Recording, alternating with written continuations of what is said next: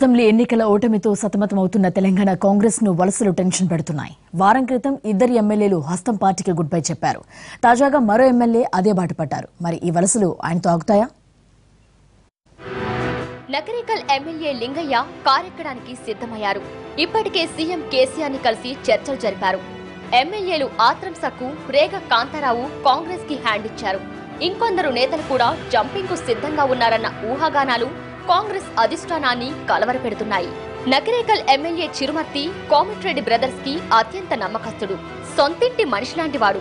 కానీ మాకు కనీస సమాచారం కూడా ఇవ్వకుండా పార్టీ మారి నమ్మక ద్రోహం చేశారన్నారు కోమటిరెడ్డి వెంకటరెడ్డి.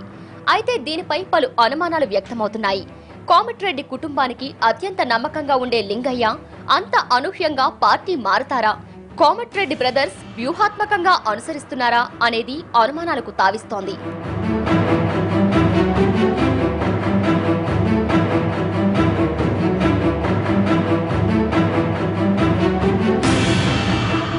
లింగయ్య సీటు కోసం అధిష్టానంపై పోట్లాడారు కోమటిరెడ్డి బ్రదర్స్.